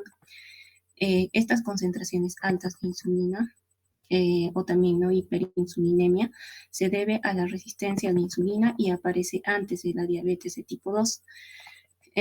Otro que es otro conocido factor de riesgo de cáncer. Además, es probable que las concentraciones altas de insulina y el factor de crecimiento similar a la insulina 1 vayan a promover la formación de cáncer de colon, de próstata y de endometrio. También el tejido adiposo produce cantidades excesivas de estrógeno, cuyos niveles altos se relacionaron con un aumento de riesgo de cáncer de mama, de endometrio, de ovario y también, ¿no?, de otros tipos de cáncer. También las personas con obesidad suelen tener afecciones inflamatorias crónicas como cálculos biliares o esteatosis hepática no alcohólica, que es una enfermedad de hígado graso que no está relacionado con el consumo de alcohol. Estas afecciones a veces causan estrés oxidativo que conduce a daños, ¿no?, en el ADN y aumenta el riesgo de cáncer del sistema biliar y otros tipos de cáncer. También, ¿no?, las células grasas producen hormonas llamadas adipocitocinas que estimulan o impiden la multiplicación celular. Por ejemplo, la concentración sanguínea de una adipocitocina llamada leptina aumenta la cantidad de grasa corporal. A su vez, las concentraciones altas de leptina van a promover la proliferación anormal de las células. Y por otro lado, ¿no?, otra adipocitocina, como la adiponectina, es menos abundante en las personas con obesidad que en las personas, ¿no?, que tienen un peso saludable, y se ha demostrado que es posible que la adiponectina proteja contra la formación de tumores. Siguiente diapositiva.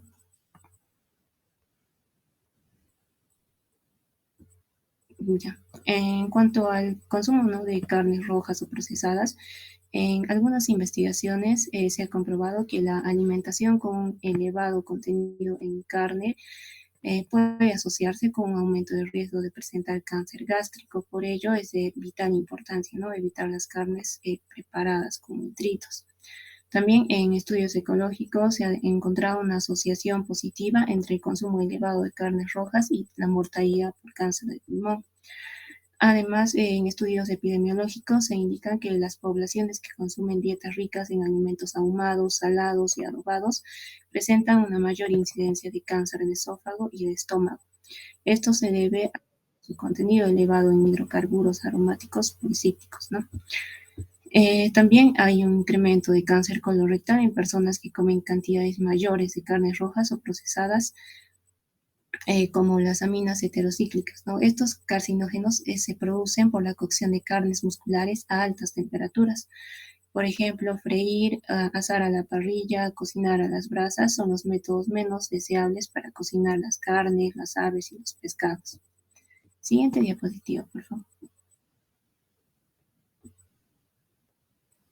Bien, en cuanto al consumo de alcohol, Hay un consenso no científico de que el consumo de alcohol causa varios tipos de cáncer. En el informe sobre carcinógenos del Programa Nacional de Toxicología del Departamento de Salud y Servicios Humanos de los Estados Unidos, se confirma que el consumo de bebidas alcohólicas es un carcinógeno humano. Las pruebas indican que mientras más alcohol bebe una persona, sobre todo si lo hace de forma habitual y a lo largo del tiempo, tiene mayor riesgo de presentar un cáncer relacionado con el consumo de alcohol. Hay patrones evidentes entre el consumo de alcohol y la formación de los siguientes tipos de cáncer. Por ejemplo, el cáncer de cabeza y cuello. El consumo de alcohol de moderado a excesivo se va a relacionar con un aumento del riesgo de ciertos tipos de cáncer de cabeza y cuello. En las personas que beben con moderación, el riesgo es 1.8 veces mayor para el cáncer de cavidad oral y cáncer de faringe, y es 1.4 veces mayor para el cáncer de laringe que las personas que no beben. En las personas que beben ya en exceso, el riesgo es 5 veces mayor para el cáncer de cavidad oral y cáncer de faringe, y 2.6 veces mayor para el cáncer de laringe. Bien, también tenemos, ¿no?, el cáncer de esófago. El consumo de alcohol en cualquier cantidad se va a relacionar con un aumento del riesgo de un tipo de cáncer de esófago, que es el carcinoma de células escamosas. Los riesgos en comparación con quienes no consumen alcohol son desde 1.3 veces mayores cuando el consumo es leve y hasta casi 5 veces mayores cuando el consumo es excesivo. Siguiente diapositiva, por favor. Bien, en cuanto al cáncer de hígado, el consumo excesivo de alcohol se va a relacionar con un riesgo casi 2 veces mayor para dos tipos de cáncer de hígado, que son el carcinoma hepatocelular y el colangiocarcinoma intrahepático. Además, el cáncer de mama, en los estudios epidemiológicos se ha encontrado de forma invariable que hay un riesgo mayor de cáncer de mama a medida que aumenta el consumo de alcohol. El aumento de riesgo es mayor en las personas que beben en moderación, en 1.23 veces mayor, y en quienes beben en exceso es 1.6 veces mayor. En cuanto al cáncer colorectal, el alcohol de moderado excesivo se ha relacionado con un riesgo de 1.2 a 1.5 veces mayor de desarrollar cáncer de colon y cáncer de recto en comparación con quienes no beben alcohol. Siguiente diapositiva, por favor. Ahora, ¿cómo influye el consumo de alcohol, ¿no?, en el riesgo de cáncer? Los investigadores formularon hipótesis sobre varias maneras en las que el alcohol aumenta el riesgo de cáncer. Por ejemplo, la descomposición, ¿no?, o metabolización del etanol en las bebidas alcohólicas, que se convierte en acetaldehído, el cual es una sustancia química tóxica y un posible carcinógeno humano. También la creación de especies reactivas de oxígeno que dañan el ADN, las proteínas, los lípidos del cuerpo mediante un proceso llamado oxidación. También la alteración de la capacidad del cuerpo para descomponer y absorber una variedad de nutrientes que están vinculados con el riesgo de cáncer, como la vitamina A, los nutrientes del complejo de vitamina B, como el folato, la vitamina C, la vitamina D, la vitamina E y también los carotenoides. También el aumento de las concentraciones sanguíneas de estrógeno, que como sabemos aumenta el riesgo de cáncer de mama. Siguiente diapositiva, por favor. Bien, ahora en cuanto al consumo, ¿no?, de alimentos conservados en sal, primero se ha demostrado, ¿no?, que dietas que contienen grandes cantidades de alimentos conservados con sal y encurtidos con un aumento en el riesgo de cáncer de estómago, de nasofaringe y también de garganta. Aunque no existe todavía evidencia significativa que sugiera que niveles moderados de sal, ¿no?, para cocinar o sazonar alimentos afecten el riesgo de cáncer. Siguiente diapositiva, por favor. Bien, en cuanto a la dieta para prevenir el cáncer, bien, para iniciar con esto se implementaron, ¿no?, 3 medidas. Primero, implementar las pautas alimentarias de la USDA, que es el Departamento, ¿no?, de Agricultura de Estados Unidos, y reducir al mínimo el consumo de carnes rojas y procesadas, limitar el consumo de alcohol y evitar excesos de sal. En segundo lugar, mantener un peso corporal sano. En el tercer lugar, incluir una variedad de verduras y frutas dentro del plan de 5 días. Como vemos en imagen, se muestra un logotipo que se desarrolló para un programa con el fin de aumentar la ingesta de frutas, verduras y fibra. Siguiente diapositiva, por favor. Ya, también, ¿no? Hay un patrón de alimentación con respecto a esto. El consumo elevado de verduras y frutas va a reducir significativamente el riesgo de cáncer de todas las localizaciones, en especial de estómago, de colon, de recto, de pulmón, de esófago, de mama, de próstata, de vejiga urinaria, de páncreas, de laringe, de boca y faringe. Y bueno, ¿no? Se han propuesto mecanismos anticancerígenos, los cuales son que el consumo de vitaminas, minerales, fibra y el resto, ¿no?, de fitoprotectores interactúan para reducir, bloquear o anular los efectos de los carcinógenos. También que la ingesta elevada de frutas y verduras reduce las cantidades de otros alimentos de origen animal asociados a un mayor riesgo de cáncer. Y también, ¿no?, las dietas ricas en verduras y frutas son hipocalóricas, entonces van a ayudar a mantener un peso saludable y van a prevenir, ¿no?, la obesidad, que es un factor de riesgo para la mayoría de las neoplasias. Siguiente diapositiva, por favor. Ya en cuanto a las fibras, frutas y vegetales, las evidencias, ¿no?, sobre el papel protector de la fibra aún no son concluyentes. Sin embargo, se ha observado que las frutas y los vegetales verdes, incluyendo la zanahoria, van a proteger contra el cáncer de pulmón por su cantidad de carotenoides, de vitamina C y de vitamina E. Hay estudios epidemiológicos que han demostrado que un consumo elevado de frutas y verduras ejerce un efecto antagónico del consumo de alimentos ricos en nitrosaminas respecto al riesgo de cáncer gástrico.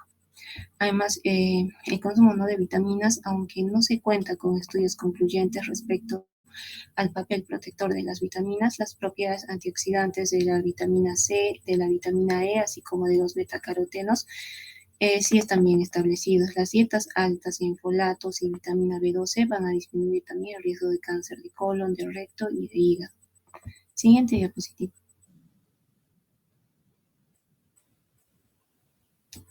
Siguiente diapositiva, por favor.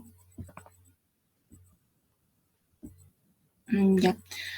Ahora, en cuanto al consumo de ácidos grasos y aminoácidos, estos, en especial, ¿no?, el consumo de alimentos ricos en ácidos grasos tipo omega 3 y aminoácidos de cadena ramificada van a tener un efecto protector en la aparición del hepatocarcinoma.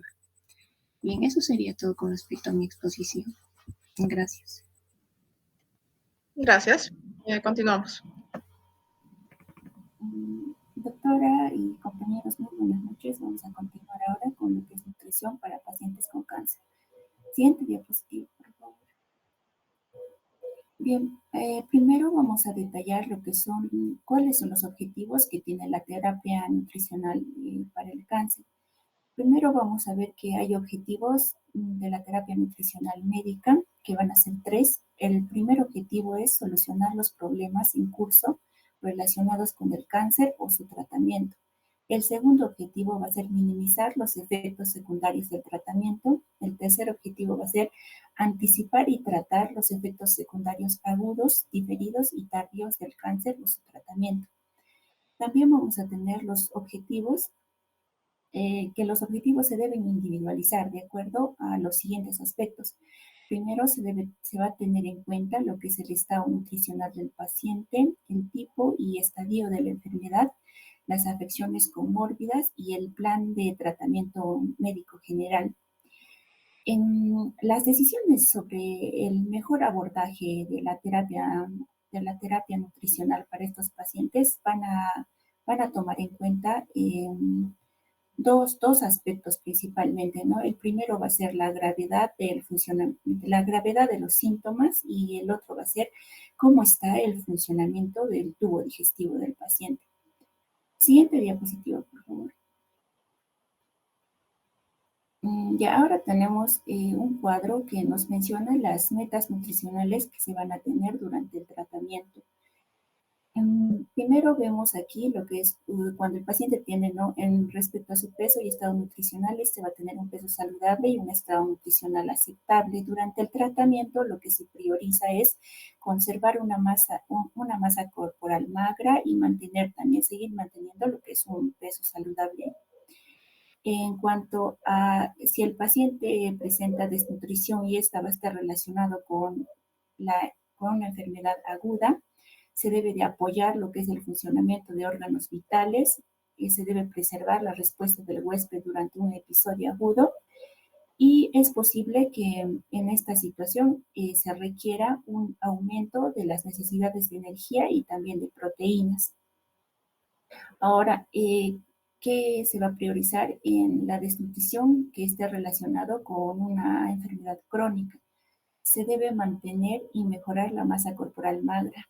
En cuanto al paciente con obesidad, que ya se mencionó que es un factor de riesgo para el cáncer, lo que se busca es conservar una masa corporal magra y se debe impulsar al paciente a que debe bajar de peso. Esta baja de peso debe ser de 0.5 a 1 kilogramo por semana. Siguiente diapositiva, por favor. Bien, vamos a pasar a mencionar lo que son los factores del estilo de vida que van a afectar las recurrencias y la supervivencia al cáncer. Bien, primeramente mencionaremos que va a ser muy difícil determinar cuándo se ha iniciado esta división celular aberrante que caracteriza la enfermedad del cáncer, ¿no? Esto va a ser difícil de determinar debido a dos aspectos, ¿no? Que el cáncer en sí va a ser de un periodo de desarrollo largo y también van a haber constante interacción entre células cancerosas y las defensas del cuerpo. Pero van a haber tres factores que van a afectar directamente lo que son las recurrencias y la supervivencia. El primero va a ser lo que es la obesidad, luego tenemos a la actividad física y también lo que es la dieta, ¿no? Los alimentos y nutrientes. Siguiente diapositiva, por favor. En cuanto a la obesidad, se menciona en la bibliografía que un aumento en el peso corporal se ha asociado con incrementos en las tasas de muerte en todos los tipos de cáncer. Por eso, como ya les había mencionado, es importante, ¿no?, recomendar al paciente un programa de pérdida de peso, que este sea de 0.5 a 1 kilogramo por semana. Y este paciente debe estar en constante monitorización y también en la constante que todo lo que se esté haciendo con el paciente tenga una aprobación por el médico. Ya que la obesidad, hay 4 puntos importantes que vamos a mencionar ahora. El primero de esos es que la obesidad anterior al diagnóstico también se asocia con peores resultados en pacientes con cáncer colorectal. También la obesidad puede promover el desarrollo de una forma más agresiva de cáncer de próstata. También la obesidad va a aumentar profundamente lo que es la incidencia de cáncer de endometrio y también puede aumentar la incidencia de cáncer ovárico premenopáusico de una forma moderada. También la obesidad se ha sido vinculado de manera consistente con un aumento en el riesgo de cáncer de vesícula biliar, de riñón y también de páncreas. Siguiente diapositiva, por favor. Bien, en cuanto a la actividad física, este va a tener un impacto directo, ¿no? Porque si es que se empieza con la actividad física posterior a un diagnóstico de cáncer, se ha demostrado que los niveles más altos de actividad física después del tratamiento se van a asociar a una reducción de entre el 26 y el 40% en la recurrencia de lo que es el cáncer de mama. También va a disminuir lo que es la mortalidad del cáncer de mama y también va a disminuir la mortalidad, ¿no?, del cáncer en sí. Siguiente diapositiva, por favor. Luego tenemos a los alimentos y nutrientes. Aquí se menciona lo que es un estudio que se hizo en cuanto a la vitamina D, ¿no?, en donde se concluyó que la vitamina D ha extendido lo que es el periodo de supervivencia libre de recurrencias a lo largo de 5 años en pacientes con cáncer de pulmón de células pequeñas. Para este estudio han habido 2 grupos. El primero es un grupo que se sometió a cirugía durante el verano. Entonces, este grupo ha tenido una mayor exposición, una mayor ingesta de lo que es la vitamina D. Y en este grupo se ha logrado una supervivencia del 56%. Y ha habido también otro grupo que se ha sometido a cirugía durante el invierno. Y en este grupo ha habido una menor ingesta de vitamina D, entonces solamente lograron lo que es una supervivencia del 23%. Siguiente diapositiva, por favor. Bien, es importante mencionar cuando se va a proporcionar una atención nutricional al paciente con cáncer, que el paciente con cáncer en sí va a tener una pérdida de peso no voluntaria y esta va a ser una señal clásica, ¿no?, de advertencia de cáncer. Esta pérdida involuntaria, que en ocasiones va a ser del más del 10% del peso corporal, que nos va a indicar ya de por sí una desnutrición significativa. Más del 50% de los pacientes van a sufrir, como les mencioné, bajas de peso sustanciales y van a presentar así un estado nutricional deficiente al momento ya de su diagnóstico. Por eso es importante que la atención nutricional para estos pacientes se va a enfocar en 4 puntos, ¿no? El primero es que se debe revertir las deficiencias nutrimentales. El segundo, que se debe preservar la masa corporal magra. El tercero, promover la curación. Y el cuarto, reducir al mínimo los efectos secundarios de la terapia relacionados con la nutrición. En el tratamiento que se utiliza en los pacientes con cáncer, que ya puede ser la quimioterapia, estos van a interferir con la nutrición normal del paciente. Por eso es necesario y muy importante que se lleve a cabo una evaluación nutrimental detallada durante la planeación del tratamiento. Siguiente diapositiva, por favor. Bien, acá tenemos un cuadro que nos menciona las terapias nutricionales en pacientes con cáncer. Vamos a tener la terapia oral, la terapia enteral y la nutrición parenteral total. Aquí vamos a tener las indicaciones, ¿no? La terapia oral va a ser en necesidades metabólicas especiales, va a mejorar en la ingesta oral a largo plazo. Y para que esto tenga éxito, es muy necesario que el nutriólogo convierta la dieta prescrita en un plan alimentario aceptable. Ahora, ¿cuándo se va a requerir lo que es la terapia nutricional enteral? Que va a ser una nutrición de apoyo. Esto se va a indicar cuando exista una obstrucción o un defecto en el tracto gastrointestinal, o también cuando esté disminuida la absorción, y también cuando el paciente esté recibiendo quimioterapia para cáncer de cabeza y cuello.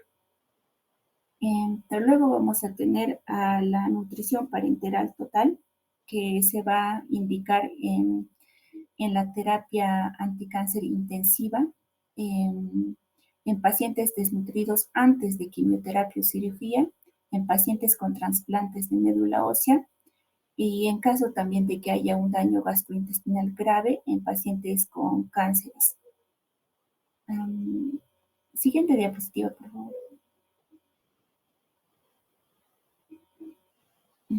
Bien, voy a dar paso a mi compañera. Gracias. Gracias. Bien, doctora, compañeros, muy buenas noches. Continuando con la exposición, vamos a hablar acerca de los problemas nutricionales comunes que va a haber, ¿no?, en el paciente oncológico. Siguiente diapositiva, por favor. Bien, en el paciente oncológico vamos a ver problemas, ¿no?, como hemos indicado, problemas nutricionales, ¿no?, que principalmente se van a deber a lo que es a la enfermedad misma, ¿no?, o también nos dice a la modalidad de su tratamiento, ¿no?, ya sea con quimioterapia, cirugía o radioterapia. En este paciente oncológico vamos a ver que la caquexia va a ser un padecimiento de emaciación, ¿no?, que va a observarse en estos tipos de pacientes. Ahora, los problemas comunes que van a afectar a lo que es al consumo de alimentos y nutrientes en estos tipos de pacientes se va a deber generalmente a lo que es, ¿no?, que va a haber una saciedad temprana o nos dice también una anorexia. También puede haber alteración en el gusto, va a haber náuseas, alteraciones, ¿no?, al nivel de la respuesta inmunitaria y como también lo que son vómitos y diarrea. Siguiente diapositiva, por favor. Bien, cuando hablamos acerca de la saciedad temprana y la anorexia, en el paciente oncológico podemos verlo en un estado de inanición, ¿no? Entonces, al estar en este estado el paciente, eh, se debe generalmente a que no va a tener mucho apetito, ¿no? Nos dice que va a comernos, o sea, pocos bocados y va a decir que ya están satisfechos, ¿no? Que no van a tener mucho apetito, ¿no? Entonces, la principal fuente o la principal causa de este síntoma va a ser el cáncer mismo, nos dice, ¿no? Y cuando se controla la enfermedad, nos dice que el apetito va a mejorar, pero en ocasiones la presión física, ¿no? O la existencia de un tumor o la acumulación de líquidos en lo que es en el tercer espacio, pues van a provocar lo que es una sensación de plenitud. Siguiente diapositiva, por favor.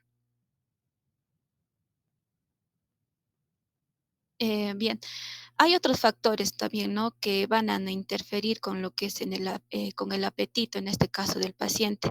Uno de ellos es que el paciente va a encontrarse, ¿no? En un estado de estrés psicológico, ¿no? Con el que tiene que lidiar. Esto por producto, ¿no? De la enfermedad, ¿no? Y esto puede producirle o puede llevarle a lo que es a una ansiedad o depresión. Otro también es que la persona puede estar luchando con lo que es cambios de imagen corporal, ¿no? Que va a traer como consecuencia de la enfermedad. Y también nos dice uno de los factores adicionales, ¿no? Que también están implicados, sería lo que es la persona digamos, va a perder lo que son funciones corporales, y por esto no va a estar pasando por un proceso de duelo, nos dice, ¿no? Y esto es por eso que va a tener una disminución en lo que es en el apetito. Siguiente diapositiva, por favor. Y en lo que se viene a hacer, ¿no? Si vemos a un paciente en ese estado, lo que nos indica, ¿no? La bibliografía que hemos revisado es que dice que debemos de alentar a lo que es la alimentación, ya sea que tenga hambre o no. Ahora, en el caso de los pacientes pediátricos, no servir las comidas no en figuras, o si no, también nos recomienda decorar con el nombre del niño, ¿no? La comida. Siguiente diapositiva, por favor. Ahora, también hemos visto, ¿no? Que va a estar alterado el gusto, en este caso, del paciente, porque va a presentar lo que son cambios a nivel de la percepción del gusto. Vamos a ver que va a haber una disminución en lo que es en el umbral de sabores amargos, principalmente. Y esto va a ser como un efecto secundario, ¿no? De lo que vendría a ser la quimioterapia. Y en estos casos debemos de proporcionar, ¿no? Dice la higiene oral antes de la comida para poder refrescar la boca. Y también dice, ofrece lo que son las bebidas, ¿no? Con sabor de limón, ¿no? Para poder mejorar las sensaciones del gusto. Siguiente diapositiva, por favor. Ahora, va a haber efectos locales en la boca, ¿no? Por ejemplo, los pacientes que tienen algún tipo de cáncer, ya sea a nivel del cuello o en la cabeza principalmente, estos van a recibir, ¿no? Tratamiento con lo que son radiaciones, lo que vendría a ser la radioterapia. Y esto va a traer como consecuencia que va a haber inflamaciones o úlceras bucales, ¿no? Lo que vendrían a ser la mucositis, el cual esto obviamente no les va a impedir un poco, digamos, consumir los alimentos, ¿no? También al recibir este tipo de tratamiento va a haber una disminución, nos indica, ¿no? En el espesamiento de la saliva, y va a haber una dificultad para poder deglutir, ¿no? Los alimentos. Siguiente diapositiva, por favor. También hemos visto, ¿no? Náuseas, vómitos y diarrea. Estos síntomas generalmente se van a ir acompañados o van a irse acompañados con lo que vendría a ser la radioterapia o quimioterapia, debido a que va a haber, ¿no? Que las células del tracto intestinal se van a reemplazar, van a ser reemplazados a los pocos días, y estas células que son de división rápida van a ser más vulnerables al tratamiento contra el cáncer, ¿no? A diferencia de otras células del cuerpo. En estos casos debemos servir, ¿no? Nos dice líquidos, ya sea de 30 a 60 minutos después de los alimentos sólidos. Y también en estos casos se debe limitar lo que son las grasas en la dieta, esto para poder promover el vaciamiento gástrico, ¿no? Siguiente diapositiva, por favor. Bien, como hemos mencionado al principio, estos pacientes van a estar, bueno, algunos de ellos no van a estar en un estado de caquexia, ¿no? Esto se va a denominar al estado de desnutrición y emaciación que va a presentar el paciente. La caquexia se va a caracterizar porque va a haber una pérdida del músculo y a su vez también va a haber alteraciones en lo que vendría a ser en el metabolismo de las grasas y de los carbohidratos, ¿no? La caquexia nos dice, ¿no? Que está mediada por factores catabólicos circulantes, ya sean estos factores secretados por lo que es el tumor o si no por factores derivados del mismo hospedador, ¿no? Ahora, también vemos que existe lo que es la caquexia tumoral. Esta va a describir lo que es un síndrome metabólico complejo. Va a estar caracterizado principalmente porque va a haber una disminución en la ingesta calórica y también va a haber una alteración del metabolismo. Esto va a impedir, ¿no? Que se utilice eficazmente los nutrientes ingeridos, ¿no? En el paciente. Y es por eso que va a haber este tipo de estado nutricional, ¿no? Del paciente oncológico. Bueno, siguiente diapositiva, por favor.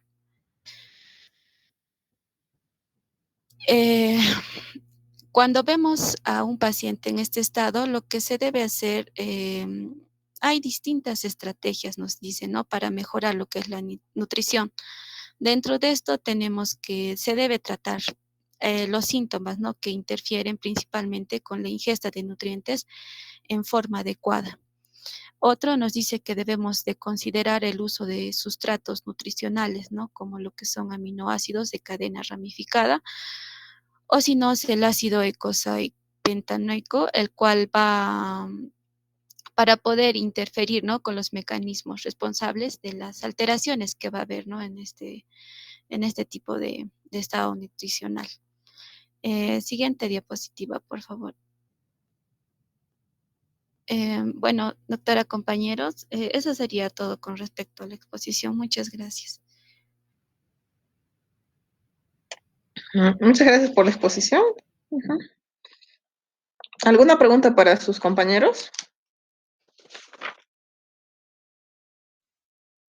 Sí, doctora, buenas noches. Buenas noches. Yo Sí, tengo Miriam. una pregunta. Bueno, como nos han hablado de la desnutrición, como que no me queda muy claro. ¿En función a qué factores variaba el grado de desnutrición que presentaban estos pacientes con cáncer? ¿Quién le va a responder? Yo, doctora. Ok, sí. Los factores que van a influir en el grado de desnutrición de los pacientes van a tener, son varios, ¿no? Primero, va a depender del tipo de tratamiento que está recibiendo el paciente, también del estadio en el que se encuentra la enfermedad del paciente, también va a depender de lo que es la localización del tumor. De eso dependería, doctora, Ujú. el Claro, grado de desnutrición. el paciente oncológico es un paciente bastante complejo, ¿no? Como ha mencionado su compañera, va a depender primero dónde está el tumor, porque probablemente hay algunos pacientes que van a necesitar algún tipo de nutrición enteral o parenteral. El estadio, ¿no? Si hay metástasis o no, si ya el paciente viene desnutrido o no, si es hospitalizado o es ambulatorio. En realidad es bastante complejo. Lo ven después de sus compañeros, pues es más que todo una vista más panorámica, ¿no? Para tener un tratamiento más específico, y eso ya se hace con los años, y usualmente los que mejor deberían manejar esto son los mismos oncólogos, ¿no? Ujú. ¿Alguna otra pregunta? Bueno, ok. Vamos a repasar las actividades que tenemos la siguiente semana. Ya hemos quedado para el día lunes, entonces, a las 5 de la tarde el examen. El día miércoles 5 vamos a hacer la teoría que nos corresponde a la semana de 6 a 7. Y el día viernes 7 de julio haríamos la exposición de EPOC y la exposición de SARS-CoV-2, ¿sí? De 6 a 8. ¿Algún problema con esos horarios para la siguiente semana?